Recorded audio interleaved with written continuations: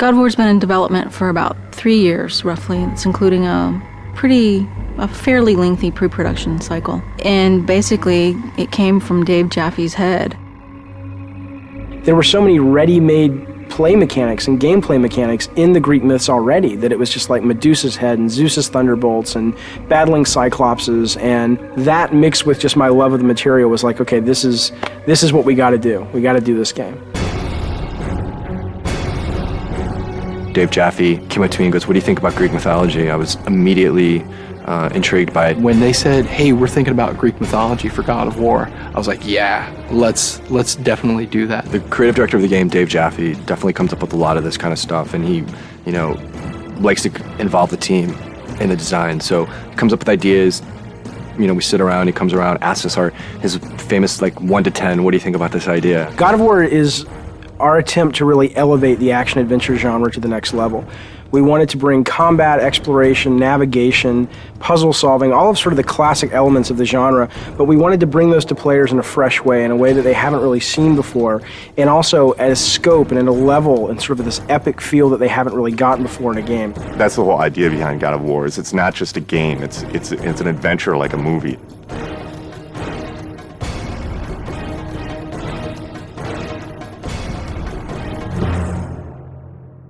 The sheer amount of concept art and work that went into developing all the characters and the look and feel of the game is pretty unique. I've never seen so much effort put into concepting a game out, making sure that every environment is unique and fits in with the theme of the game overall.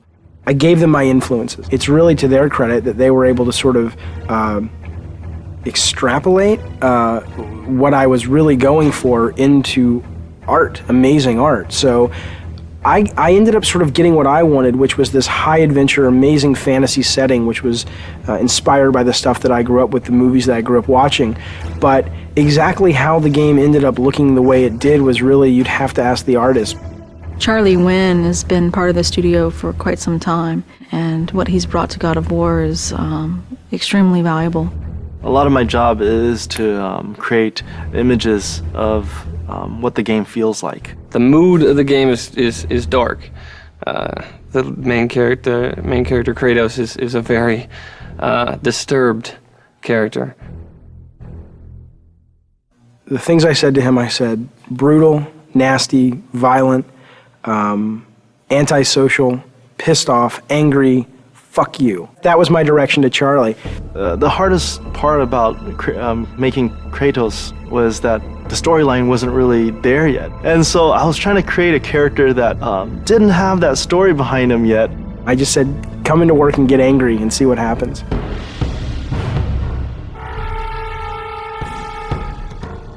What they came back with was their versions of anger and the things that they were mad at and the things that, it was really kind of neat because you got to look at the concept art and kind of see how everybody dealt with anger and madness and chaos. The solution was to sort of start stripping away everything. Every time we took away a piece of armor, every time we took away a helmet, a shield, we started seeing more of this animalistic side to this character. Once we got that, it was just an issue of whittling it down, from those 15 images, all of which felt the most brutal, and said out of all these 15, that's the one.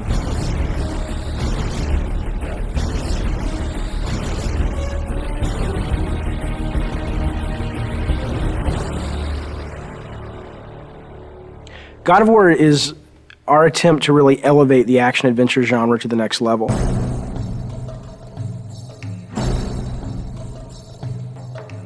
We're trying to do so much right now. We want to bring this, this experience to people, and we want it to be realistic. In order to do that, we have to push the PlayStation 2 as far as it possibly can go. We use a well-known art package called Maya to do almost everything in our game. When we first started the game, it was how do you create beautiful, lush environments that are high polygon count, high texture detailed, beautiful lighting, and just consistent through the game.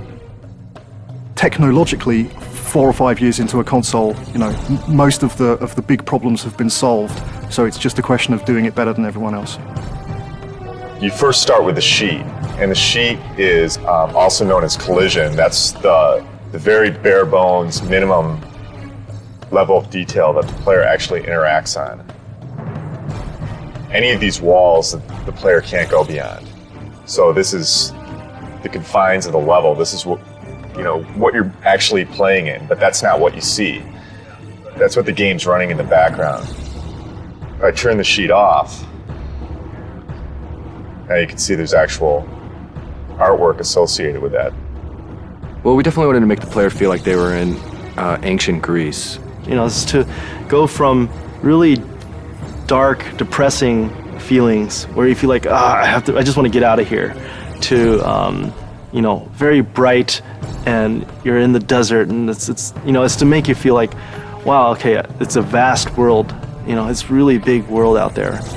God of War is it's gonna look real, but it's also gonna have a take to it, like a little bit of a fantasy twist, over the top, like blood and guts. I don't think that there's any other PlayStation game that achieves that that's out there.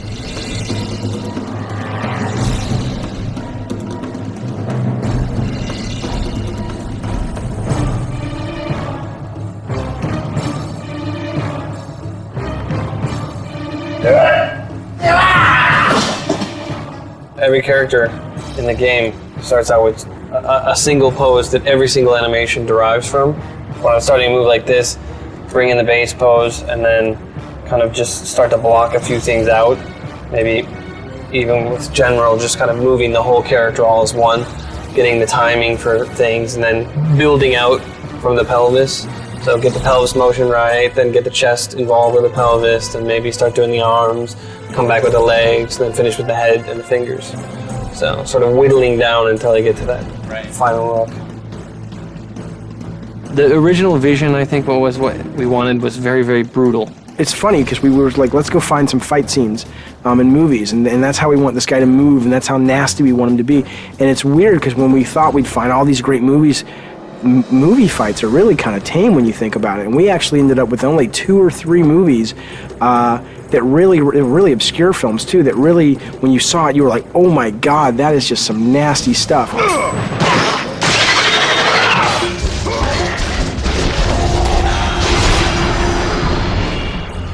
There's been quite a few gameplay design sessions or meetings with the animators where we get extremely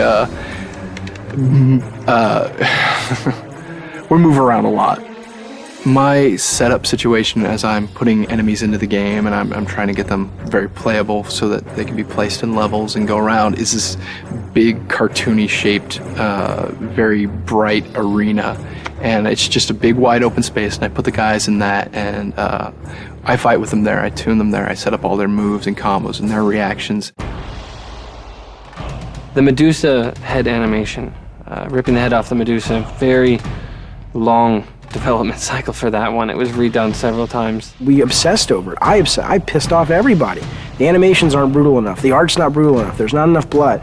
I want this game to make players just go nuts and feel that sense of anger and chaos.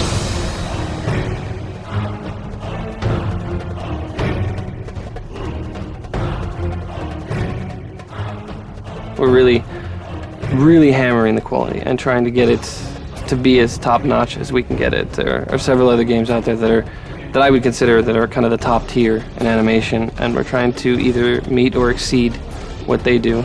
People are going to go, oh my God, this is what action-adventure games have supposed to have been since the very beginning.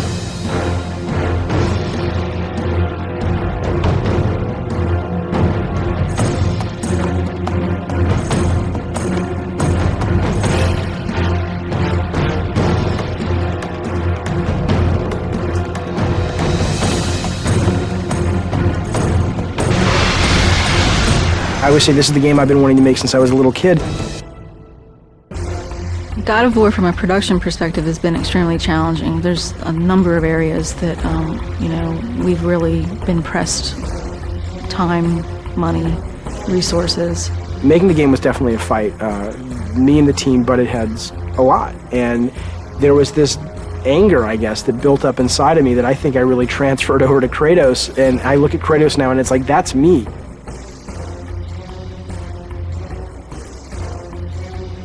I think we verbally abuse each other multiple times during the day.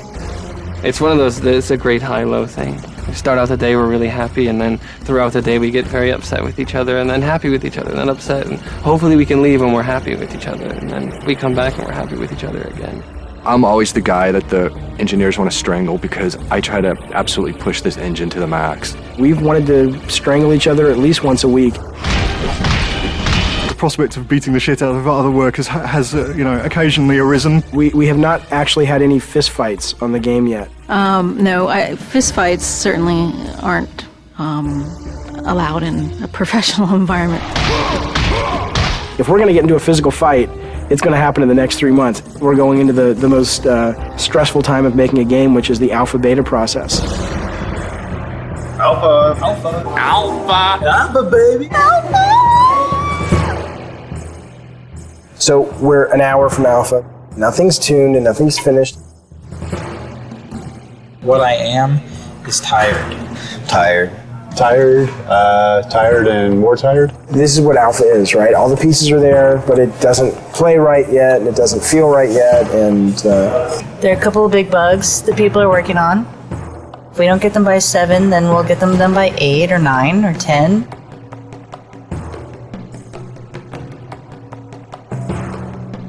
Three years and we're almost done. Light at the end of the tunnel. I'm so happy we're an hour away from being able to say at least we have a game.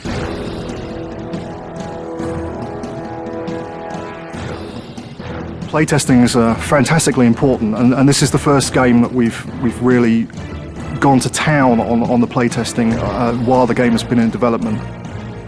We'll bring 5 or 6 people in from the local colleges, and we'll sit them down in front of the latest version of whatever level we've been building, and we'll watch them play it, and we'll notice all of the things that they don't do right, or all the times that they can't find the way to solve a puzzle because we've obviously not highlighted it well enough, or if they can't see the door in the background, then we'll add an extra light in so it's highlighted. It's really kind of like making it's like making a movie.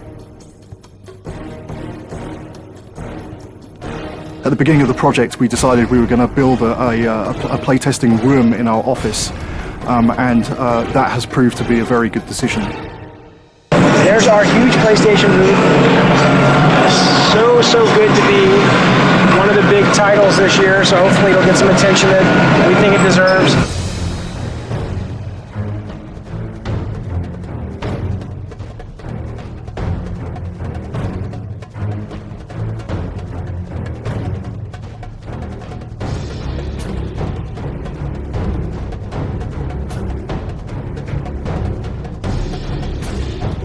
I think whether you're into mythology or not, I think you can't deny the power of a game made by passionate people. God of War is a game that anyone can pick up and play and have a really fun experience. You should play God of War because it'll get you laid. This is the adventure that the back of the box has always promised you. God of War is fucking rad.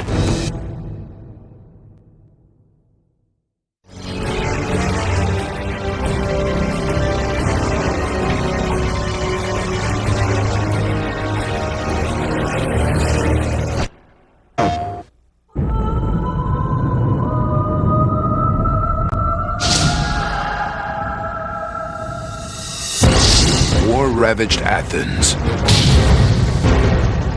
Legions of undead soldiers. Greek mythology's greatest beasts. And a deceptive god are no match for the fury of one vengeful warrior.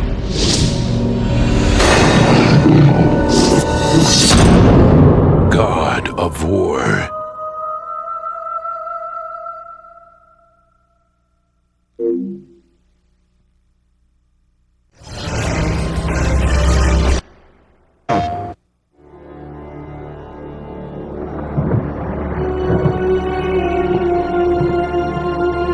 One dying wish from a desperate warrior allowed him to survive, but brought him a lifetime of despair.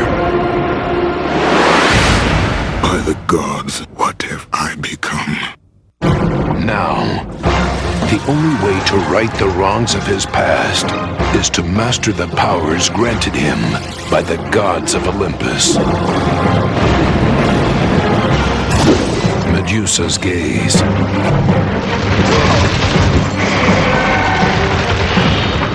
Zeus's fury.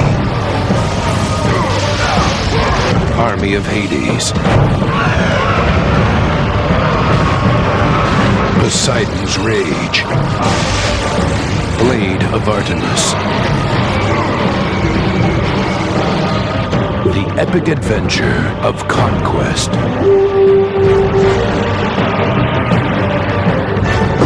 Destiny. And revenge.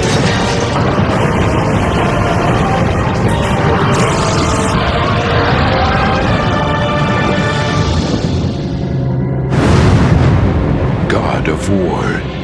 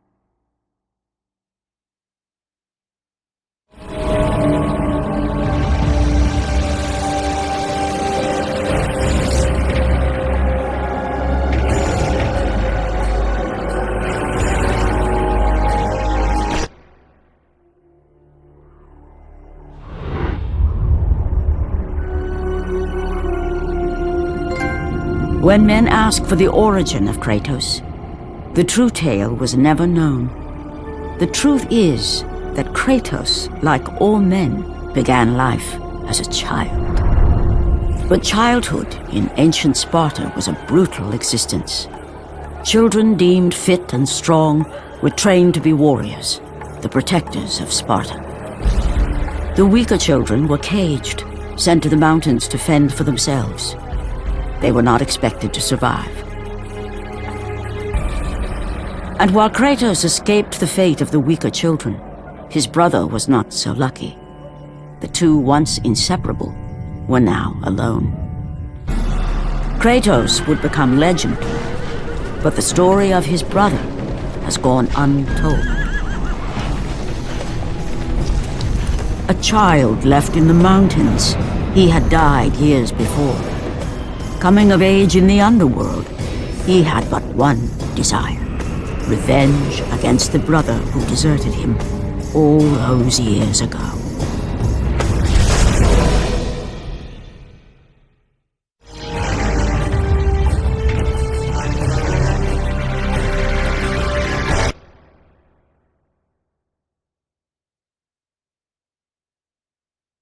When it came to the characters and monsters and creatures that our hero is going to encounter, we're dealing with characters and creatures that everybody is familiar with. Medusas, Cyclops, centaurs, minotaurs. One of the things that we had to do with all the characters, and I think you'll see this as you look through the concept art, one of the things that was very important to me was that when somebody looked at any of our characters, that they knew what they were. So what we could do basically there, as long as the character was down on all fours and I had 3 heads, you probably would accept that character as a Cerberus. Whether it was a werewolf, whether it was a dinosaur, again, you would still accept that in our world and what we were doing in terms of building the mythology we were building, you would accept that.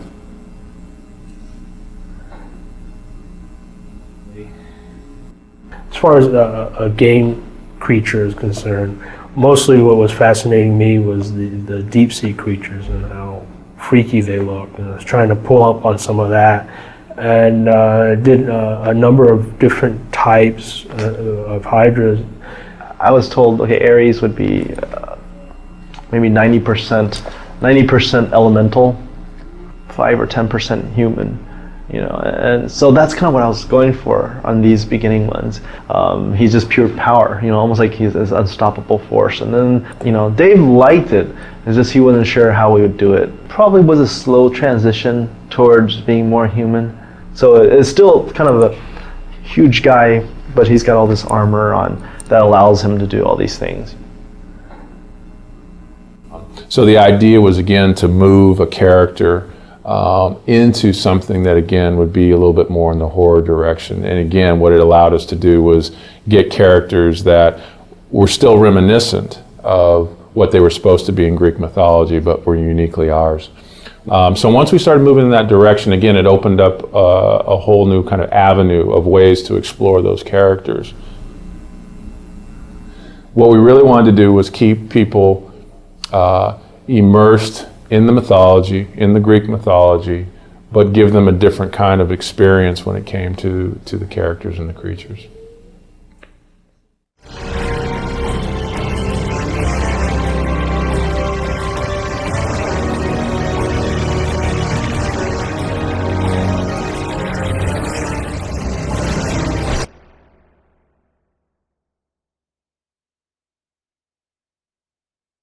So the idea on the environments and trying to create a Greek world was trying to create a feeling that reminded you of Greece and that didn't feel too fantasy. So we were trying to walk that fine line between a fantasy game environment and a traditional Greek environment. And so part of it was again trying to get stuff that made it feel Greek, not Roman, but Greek. Okay, when we first start concepting out environments, it wasn't really defined as levels, We picked out the important locations such as Pandora and Athens and Hades and all I knew is like the game should feel really big, which means there's no like cramped area. It's more like challenge against the god and like huge monsters. So the look of the environment should be like huge, you know. So with each of the environments, what we tried to do was kind of move you through the world using color to kind of help move Dave's story along and kind of emphasize the emotional impact of what he was trying to, of the story he was trying to tell. But at the same time, if I've just come out of the ocean where I'm battling the Hydra, where we've got, in that case, you know, there's more kind of greens and blues and things like that. I don't want to go into that same scenario color-wise again. It's like if I did the whole game in black and white, you get probably bored with it after a while. So one of the interesting aspects, especially in the Pandora section, was a lot of times you'll see multiple iterations on statues as well. And one of the reasons was that one of David's idea was he wanted those statues to come to life, whether it was Atlas or Poseidon rising out of the water. The things that were in that environment, the objects, the architecture, those types of things reflect what was going on, again, with David's story. So in Pandora, as an example, that whole sequence is about an architect who, in David's mind, is basically gone mad. And so the idea was the structures, the traps, the visual look of that should begin to reflect kind of a madman in some instance. I did that piece, even the level of the design wasn't solid yet. So, but my own interpretation, I was thinking it's like things are like there's no gravity, but at the same time things are like kind of shifting all the time, and there's infinite distance in the back. Things are flying, falling, exploding. The Mountain Olympus, that one particularly, it's not for the game art. It's more like, okay, we want to talk about Mountain Olympus, so where's the image? That kind of thing. The goal of the world of God of War was really to create a place that felt like, you know, a giant theme park ride, you know, or a giant set on one of these great high adventure movies, and places that you'd really want to explore and spend time in and really feel like you were having this grand adventure. And I think these guys, you know, week after week continually were able to come up with set pieces and ideas that they just top themselves constantly and continually, and they've really given us this great world to play in, and I think they did an amazing job, and I'm so grateful as a player that I get to actually play in this space.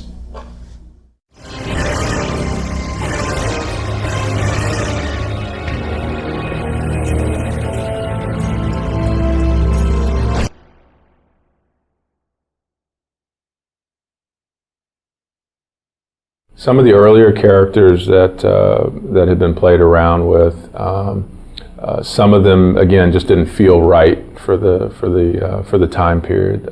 Some of them either felt overdressed or felt too fantasy. A lot of the concepts too got very detailed. There were lots of flowing things, and there was lots of hair, and there was lots of things that if we had to just model it, it probably would have been a little bit tougher to pull it off. There was one character I remember when I first saw it that had kind of almost kind of a tribal feel to it, a very kind of African feel to it, which I thought was pretty cool. Didn't say Greek, but at the same time when I looked at that, I thought, you know, that would be a pretty cool character to work with. We went through images of the lone wolf kind of characters where you might have a hero with a little baby or a dog on his back. So just to kind of give something different, you know, about the character and something that you can kind of relate to. One of the original concepts behind the hero for God of War was to come up with a guy who was, his whole face was encased in a mask, and we thought that going with a mask would be you know, being able to paint his face in broader strokes so that when you were playing the game, he still had a lot of personality and you could still sort of read that when you saw the mask. But when we actually got it in the game, it ended up feeling very soulless, and it didn't feel like the guy had a personality. That was always one of the big elements that we were dealing with. and it was difficult because, we would often hear, "It's not Greek enough," and we're like, "What does that mean?" I'm using a actual, sometimes because we'd take it right from a Greek, some Greek sources, and it's very Greek. But I think what we really started seeing was, okay, no, it's not Greek enough according to what the general public knows, and that's kind of what we had to go towards. These are again very traditional. Some of these were very traditional kind of Greek images, and again, the more traditional it got, the more armor we put on him, the more he lost his individualism. Every time we put something on, Dave felt like, he doesn't look brutal anymore. And we started realizing brutal also kind of related to the primal part of him, and so we did spend a lot of time going through that, but in the end we ended up still taking his clothes off, and that's what we went with. So when I first saw this from Charlie, it was the first time that I really saw the brutal nature and the violent nature and the sort of the animalistic quality that would really become the foundation for Kratos. And I think starting to see these images was just like sort of confirmation that this idea could really work, and instead of giving him a traditional sword, going with these sort of chain blades was going to be much more dynamic and fluid and really fun to play with. The main goal for the character in the game was always to create someone that looked really brutal and really nasty and really violent. Instead of sort of going down the traditional route of a iconic Greek hero with the plume helmet and the skirt and the toga and the sandals, we wanted someone who really made the player feel like he was being able to unleash his dark side. So the idea was always, how can we make him look more brutal? How can we make him look more violent and impulsive and nasty? And that desire always superseded sort of historical accuracy. So while you look at this guy and he may not totally feel at home in ancient Greece from a costume standpoint, I think he achieves the greater purpose, which is to give players a character that they can play who really does let them just go nuts and unleash the nasty fantasies they have in their head.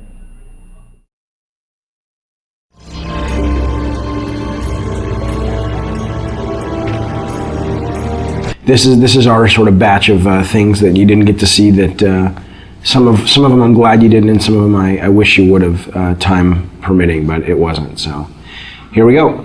Okay, now this is actually this. Now this wasn't a deleted level. This was the prototype that the team put together. I don't even know what the date on this is, but 3 years ago, and it was really just to get the basic mechanics, not even tuned or anything. But you could run, you could swim, you could swing, and if you look at this level a little bit, you'll see we certainly didn't reuse any of the main art, but you'll see kind of like that shot there is sort of the precursor to some of the shots we have in the game.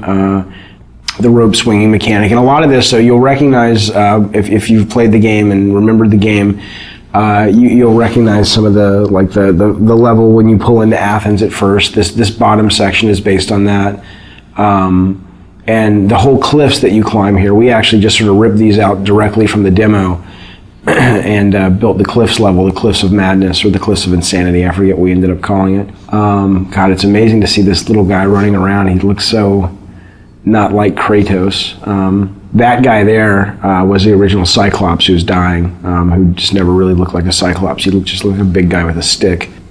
And then this was the room, the only room that we built that was like the final room, and everything else was kind of rough. And I remember seeing this and going, everybody saw this and said, man, this looks awesome. And then we were like, yeah, but how in the hell are we going to get, all the levels in the game looking as good as that? And I don't know if we ended up getting them all looking as good as that, but I think we came a lot closer than I thought we would. This level's pretty cool. This was our test level for the Icarus wing. So when Icarus and Daedalus, the Icarus story where he flew too close to the sun with the wings that he had made, and the wax melted and he fell to his death.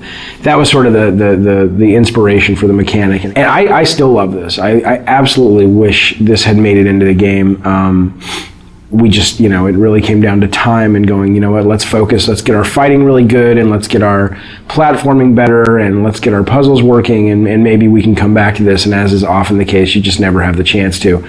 So I'd love to see something like this, in future God of War titles, because I think it's a great, it's just fun. I mean, it's fun to fly around. And what was cool about this is it wasn't just a flying level. It was, you could land and you could walk around, and it was a seamless experience versus, now it's time for the flying level. So that was pretty cool. Yeah, I look at this now and I'm like, damn, we should have gotten that in. It would have been awesome. These were the original Harpies. They were a lot bigger. They still read better. They look awesome, but we just realized we needed more of like a bat-like, small, like little annoyance enemy. These guys played like the skeletons, basically, flying versions of the skeletons, and there just wasn't much of a difference in gameplay, so we ended up kind of shrinking them down and making them bats. And this was what we call the Mounting the Titan level, which is Kronos, the giant titan in the desert. And sadly, right now, the only way you get on the Titan is through a movie. And originally, this was how it was going to be. You see this big thing, it's like a big watermelon in the background. That's actually Kronos. And Tobin, the designer, he's got him kind of moving towards the player. And those things that are falling are like mountains that are crumbling and stuff. So it's kind of like Kronos is rushing towards the player, crawling, and you're trying to run ahead of him in these platforming sections, so that you can ultimately jump onto the structure that's on his back, and that'll lead you up to the temple. And I still love that idea. I really, really wish we could have done it. And it was just, we showed this to the tech guys, and we showed it to the artists, and they were just like, dude, that's going to take forever.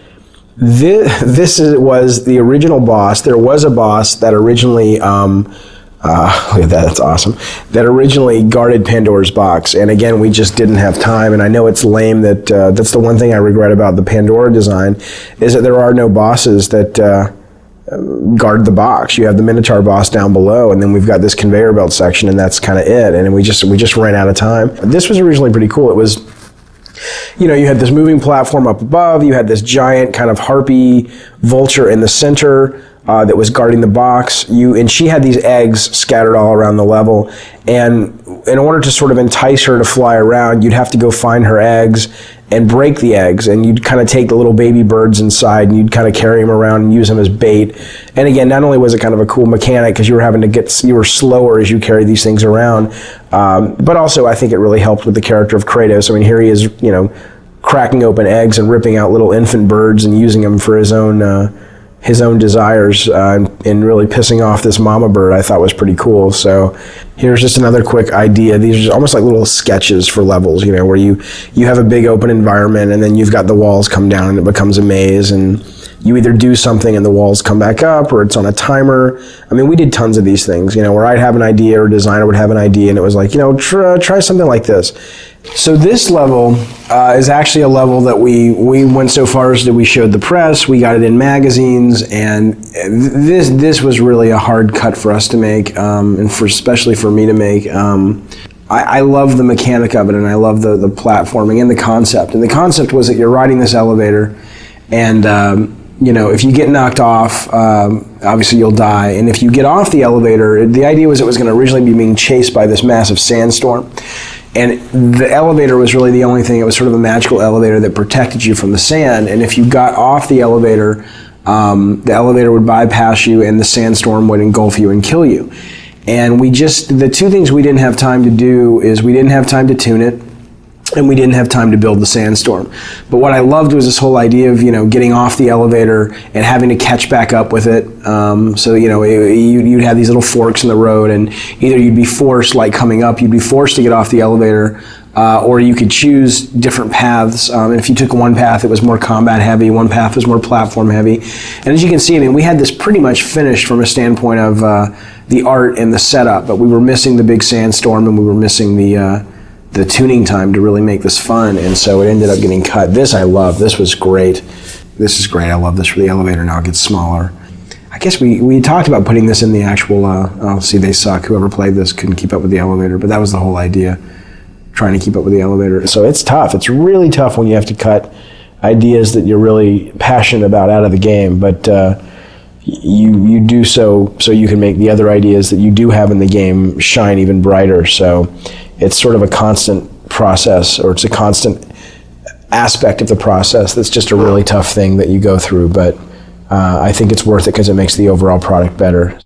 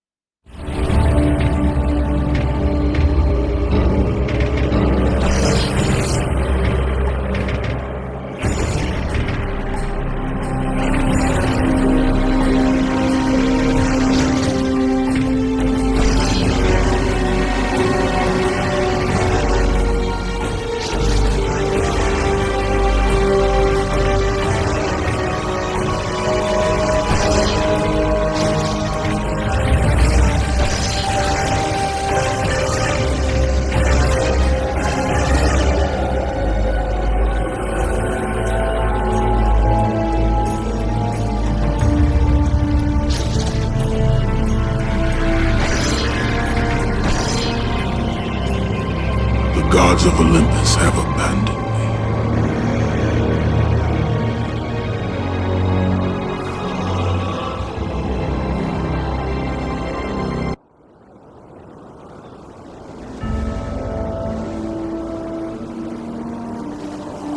Now there is no hope. And Kratos cast himself from the highest mountain in all of Greece. After 10 years of suffering, 10 years of endless nightmares, it would finally come to an end.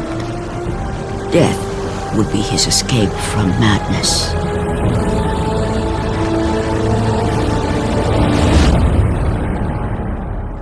But it had not always been this way.